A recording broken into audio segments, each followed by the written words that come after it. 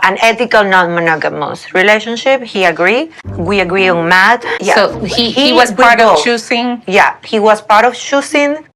I have a lot of concerns about Matt. I don't know if I can move forward with this open relationship if Matt is the person that you're picking. And if you guys are going to keep growing this bond together, that is concerning and it scares me. You have to trust in me. I'm not in love with Matt. This is not negotiable. Okay? If the child is born and you still are legally married, under the laws of the state of Florida, Gino is presumed to be the father of the child. Deepest pain, something that is so deep in your heart, and I will bring it up. How would you feel? I don't know how to say this, but like figure out these problems with yourself. And You say you were my best friend, but that's not, a best friend doesn't do that. You don't bail that quickly if you're a best friend, honestly. I just tried to save my marriage. I did everything that was in my power. Y'all, I've never been married, but I am truly terrified of ever marrying the wrong person. Which I know, it happens to people every day, but it is my greatest fear. And here we have Yara, married to her biggest hater, and then we have Jasmine and Gino, which in itself is a nightmare of a marriage. It just makes me want to never take the plunge, you know what I mean? And in this episode, some hard truths about marriage are revealed. Let's get into it. Hi guys, welcome back to Nikki Faces Reality. We are here to discuss 90 Day Fiancé, Happily Ever After. In this video, I'll be discussing the Florida crew and Jasmine and Gino. For Brandon, Julia, and the twins, check out the next video. Before we get into it, as always, make sure to like, comment, subscribe, hype the video. And yeah, let's start with the Florida crew, okay? So we pick up in the aftermath of Yovi calling Yara ugly and her walking off crying, and everyone is basically like, Jovi, you don't talk to your wife like that. And this man, who has like 2 brain cells, cannot comprehend how what he's doing is not okay. And so he keeps trying to defend himself, being like, oh, I just don't think that she understands what I'm saying. I don't mean anything bad by it. It just doesn't matter if you didn't mean anything bad by it if she's corrected you. So what happens is you say the thing, she corrects you, and instead of it being a learned thing that you don't do it again, you keep doing it. But in you constantly repeating this act, you are being harmful, Jovi. Hello. It's disrespectful, it is intentional, and I really do think that he does it to make her feel small because she's such a powerful woman, you know? She's beautiful, she's running her own businesses, and so I totally see a world where he definitely wants to make her feel small. And the fact that he keeps doing this to her in group settings, that is intentional. So Yara's crying with the producers. Jovi practically gets bullied into going to talk to his wife. Instead of leading with an apology, he's like, hey, you're good? Does she look good? She's weeping. And again, he's doing the thing where he's like, oh, you took it wrong. That's not what I meant. She's like, Jovi, I've told you that this is a source of pain for me. And he keeps repeating the same thing, and it takes him forever to finally apologize. But it's not sincere. And we know it's not sincere because when everybody comes back out, the vibes are weird. He still keeps repeating it. They all go to bed. When they all go to bed and they're still stuck in the hot tub, he looks at her like, oh, so are you not going to get over this? Like, are we going to keep fighting about the same thing? You gonna get over this or no? I am over it. I know you keep getting mad about everything I say. But Jovi, like, listen to me. And basically blames her for feeling hurt. He's telling her, yeah, you're going to have to do something about that. She's in therapy and you are purposely triggering her by purposely saying things that hurt her because you think that it's funny to do so. You know, I found you're the deepest pain, something that is so deep in your heart, and I will bring it up. How would you feel? I don't know how to say this, but like figure out these problems with yourself. And I figured out with a I've been in therapy for 10 years. I wanted Yara to dunk him in that hot tub and hold his head down. Metaphorically, of course. But like, all jokes aside, you guys, he was insufferable this episode. And literally when he turned to her like that, like, you need to get over it, and you know what? Ugh, you're ruining my vibe, and goes to the bar and leaves her to just deal. If I were Yara, I would divorce him and take him for everything he has. I do not care. Nothing to do with you. Like, you're gonna argue with me no matter what. You're gonna tell me I'm wrong. I'm tired of arguing. Yeah, It's enough. I'm gonna go to the bar. You can go to the room if you want to. That's fine. Wow. Okay, go to the bar. It's fine. I don't care. He is literally the worst. And even before that, when everyone was dispersing and Andre was like, yeah, me and Libby are gonna go relax. And Jovi was like, oh, well, I have a long night ahead of me. You act like you're in trouble for no reason. Hey, babe, let's go relax. You know, relax. Oh, okay. Alright, well, y'all have fun relaxing. It's gonna be a hard night for me. Like, not every thought needs to be said. Why would he say that? So yeah, I really don't F with Jovi at all. But as everyone's dispersing, we see Libby and Andre in their room, and Libby is feeling her oats because she's like, yes, another husband embarrassing his wife, and they call you a horrible man. What's happening? Oh, I have no clue. At least it wasn't about us this time. Because he wants to put her self-esteem a little bit down. And they call you the dick and the horrible man. Yeah, who's a f***ing dick now? Yes, you are literally married to a demon, and you are his equal counterpart. Like, what? Like, how are you getting pleasure at your friend Yara being hurt? That was so nasty. But anyway, the next day, the guys are going on a snowmobile situation.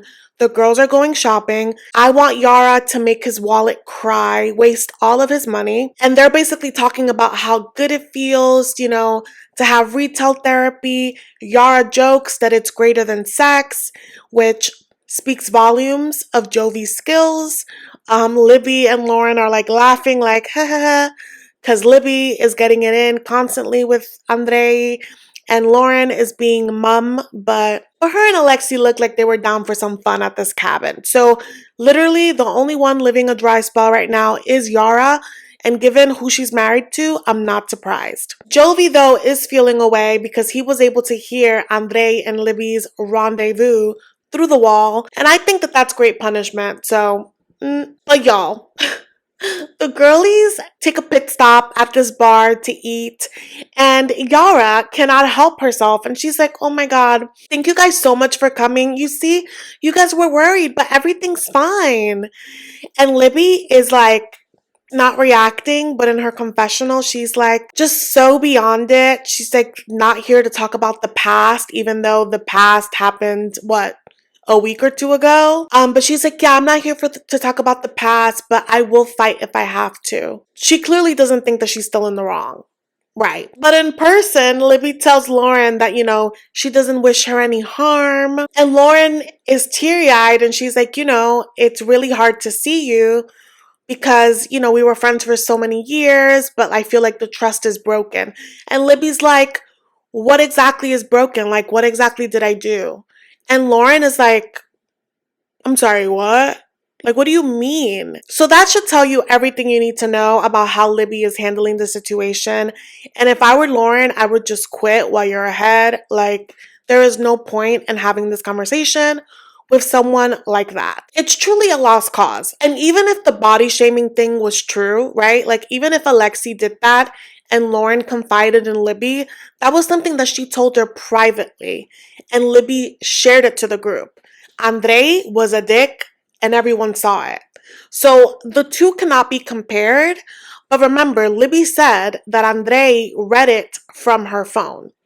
So if that happened, that is also still a violation, that he would be reading private thoughts, right? So Lauren is like, I don't believe that your husband just read it. I feel like you told him.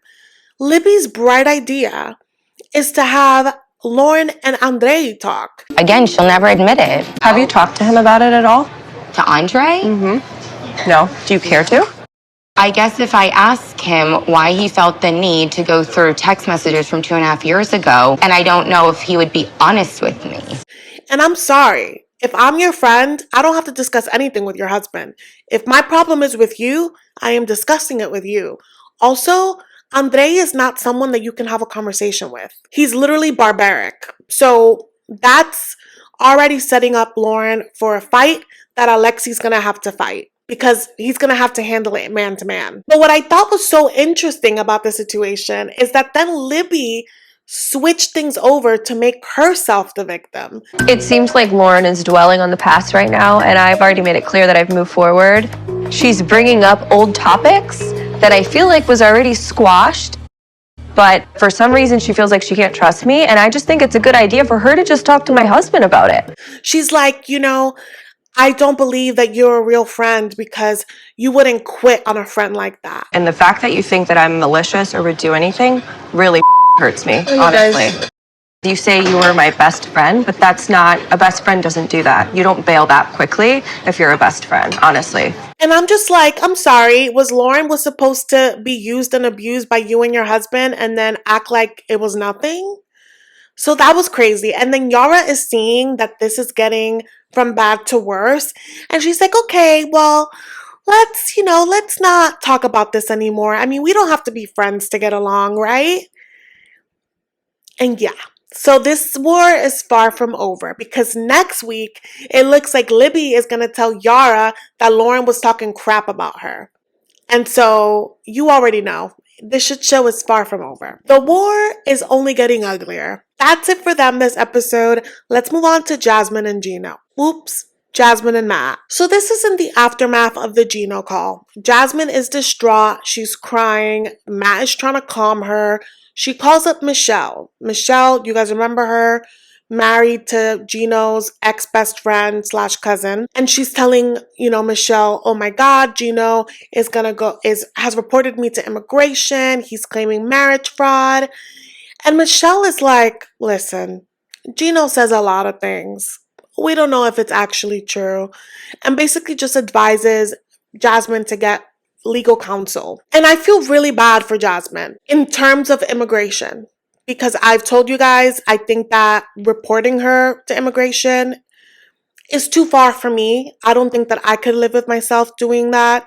I think that our current climate is a great example of just how scary it can be. There's a lot that I don't know, but the things that I do know and reports that I see, I've been seeing people get deported to places that they're not even from. It's very scary. And also, it's not just like you call up immigration and then they send you wherever you gotta go. You are in a holding cell and it takes months to be processed and it's not great conditions. And if you don't know how to advocate for yourself, if you don't have the resources outside helping you out, it's just a terrifying situation no matter what. And I feel for Jasmine in that sense. But also, like I've been saying from the start, immigration aside, Jasmine is not taking accountability for why and how she's ended up where she's at in terms of being pregnant while married to another man. Very separate from the immigration issue. But now, not so separate, because now it's extra messy. But she's terrified, and I hate that for her. I hate that she's experiencing that while pregnant. She just feels powerless. She's like, it's his word against mine. He's American. And, I'm dealing with this pregnancy. She says that she's not afraid of going back to Panama, but she is afraid of, going through the pregnancy without Matt. There's just so much with that, right? Because she always said that she, if things didn't work out with Gino, she would go back to Panama and be with her kids. If her and Gino were broken so long ago, why not go then to be with your kids? There's just a lot of cracks to her story that I'm like, how much do you actually care? And as I watch this back, I really worry for the mental health of her kids that are going to watch this back eventually. Of course she should care about her daughter. Of course. I'm not saying she should care for the future of her daughter any less. I just wish that we saw her speak as much and put into action as much care for her sons the way that she is worrying about her daughter. Do you know what I mean? Is that messed up to say? In this episode, we saw her, really stress the fact that she wanted Matilda to be with Matt, that she really wanted Matilda to be an American citizen. Just all of these things that I worry her kids will watch back and be like, is she more important because she's closer to whiteness? Is she more important because she's an American citizen? Is she more important because you're still with her dad? You know what I mean? I'm reading too much into it. Whatever. But they're showing her in this new confessional look, which is supposed to, evoke sadness in us watching her. It's very intentional. But she's like, you know, I was brought to this country and I was sold these dreams. I haven't done anything. I was brought to this country with empty promises. I just tried to save my marriage. I did everything that was in my power. And I trusted people that I should have never trusted. And I'm like, I wholeheartedly agree with her that he sold her dreams, but she definitely wanted to come here. I think that Gino would have been just fine continuing to fly to Panama. It was probably cheaper. So when she says that, I think that again, it like strips her of accountability that she wanted this too. Like it didn't work out. It ended up being horrible.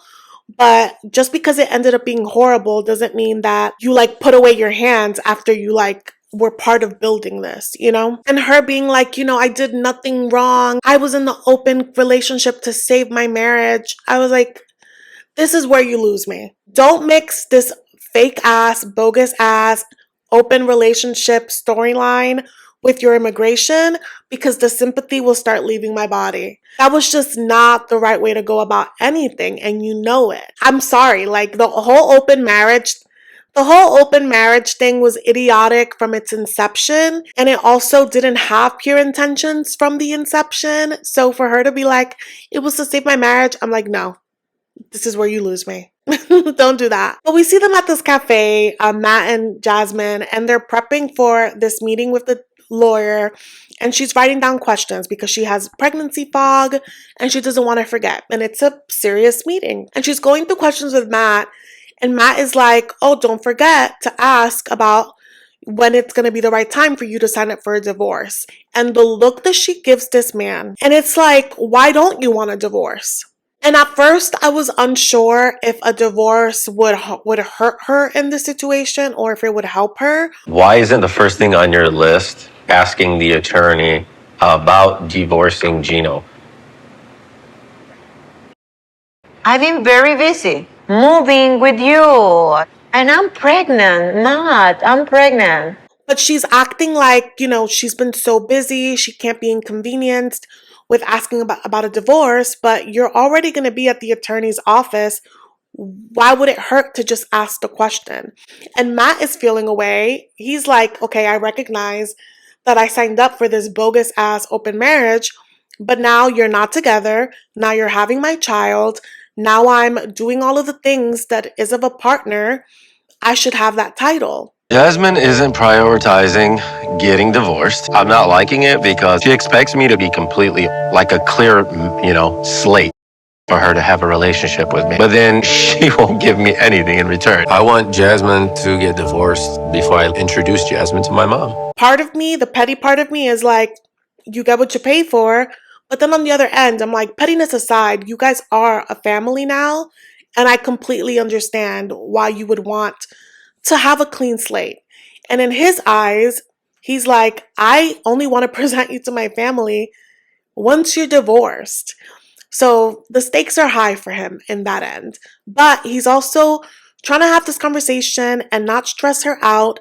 But I think it is convenient that she's like flustered and stressed out the minute he brings that up. I'm trying not to be petty because Jasmine is like, Gino is a master manipulator. Gino is a master manipulator. He doesn't care about anybody except from himself. And I'm like, madam, you are in this mess because you master manipulated your way into an open marriage with a guy that was already your boyfriend. And you want to talk about master manipulators? This is not negotiable. Okay, I love you, but this is not negotiable. It has to be met. For me, in order to believe that you're actually being honest about accepting the idea of an open marriage, for me to recommit to you. And you want me to have empathy about your situation? I'm really trying, you guys. You know that meme where it's like, I'm finding it. I'm finding it. That's literally me every time Jasmine speaks because I want to have empathy for her. I really do. But I also have common sense. And I'm just like, where was yours when you were making these moves. But anyway, she is spiraling, but it is time for this meeting with this lawyer. She starts, giving her spiel to the lawyer, and the lawyer had no idea of any of this as she started speaking. And as everything started unraveling, you could see the lawyer regretting taking this meeting because it is a mess and a half. An ethical, non-monogamous relationship. He agreed. We agree on Matt. You agreed on Matt? Yeah. So he was part of choosing? Yeah, he was part of choosing. It was all theoretically perfect. But immediately one of the questions that Jasmine asks is, what would happen to the baby if, I'm deported before I have it? And the lawyer says, well, your baby wouldn't be an American citizen. And Jasmine is crushed. If I get deported, how does it work for her? If for any reason Gino can show that the marriage was a fraud, you would be deported, essentially. So if that happens before the child is born, your daughter will not be a United States citizen. Crazy. And I don't think that that's going to help the rumors that she wanted an anchor baby, because she's really disappointed at that. But I want to give her the benefit of the doubt that she's disappointed because an American citizenship would mean that she would be able to be here with Matt. However, that wouldn't be something that's happening. And what happens next isn't a surprise to me because I have been heavy on the Gypsy Rose Blanchard Life After Lockup series. So I know that in certain states, if you are legally married and you have another man's baby, your legal husband is the father of that baby on paper. Essentially, if the child is born and you still are legally married, under the laws of the state of Florida, Gino is presumed to be the father of the child. Jasmine did not know that. Matt did not know that. I had anticipated it, but this was a sad confirmation of that. They're both stunned, too stunned to speak. And I think that I would be too. I mean, especially when your husband hates you. I mean, I don't think Gino would do any harm to the baby. I don't think that Gino would even want anything to do with the baby. But it could be very ugly for other people. So this is very scary, but that is how the law works. And so when the lawyer says that, Jasmine is like, oh, he could have rights of my baby? Oh, disgusting. And I'm like, he could do that? Disgusting. Who's disgusting? Gino didn't ask for this. You think he wants control of your baby? I think that you need to, have a mirror face yourself and say disgusting again because you were the one that made these moves.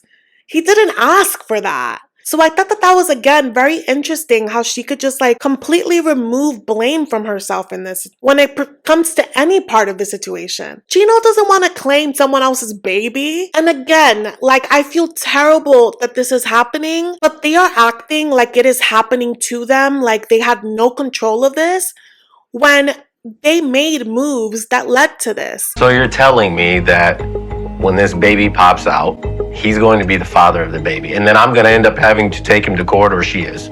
The laws of the state of Florida presumes there's a presumption that Gino is the father of the child because the child technically is born within the marriage she has to Gino.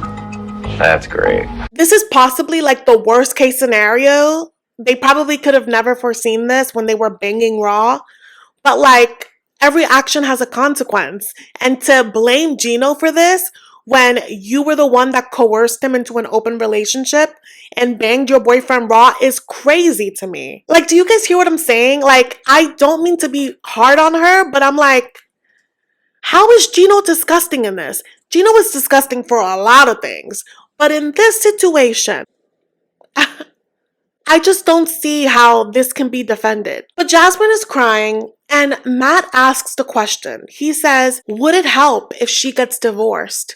And the lawyer says, yes, it would help your situation.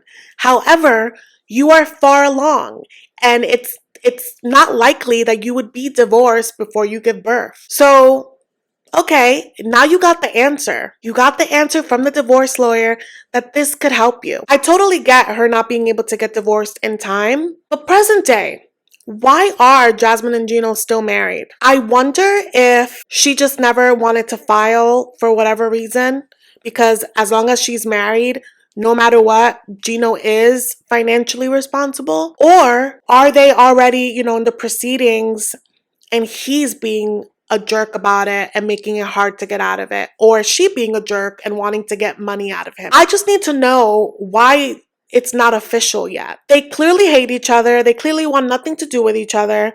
So why be tied legally? I hope that we get answers for that by the end of the season. But anyway, the last thing that we see is them at home. They're basically dreading the long road that is ahead because, as we know, divorce is not pretty. And to do that while bringing in life is going to be crazy. Also, Jasmine is spiraling. She feels alone because she hasn't told any of her family anything. And whether she's deported, whether she's divorced, she's about to bring a baby, like, no matter what, she has been lying to her family for some time and she's gonna have to come clean. So she's spiraling about that. She's spiraling and feeling guilty that she's putting Matt in this situation, that he's gonna have to fight for her baby. And she asks him, if we get deported, like, are you gonna, fight to bring us back? Imagine that I get deported with our daughter still in my belly. Are you gonna do something to bring us back? Because I like you a lot. And I really wanted this to work out, and I don't know now. He says that he's going to put in whatever he needs to do. He's going to put in more money than Gino to fight for them, that they're his family. And again, Gino is the enemy in terms of immigration, but in terms of everything else, is he the enemy if you rushed in on his wife before they officially got divorced? I don't know. But Matt is ready to fight. And they have the sweet moment on the couch. But next week, we're going to see that she's going to come clean to her mama. And that should be interesting. So, yeah. That's it for this recap, you guys.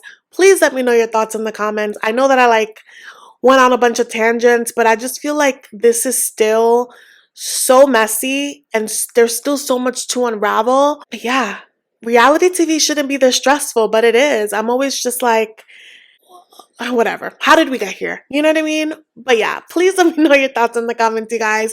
Thank you guys so much for watching, and I will see you in the next one. Bye.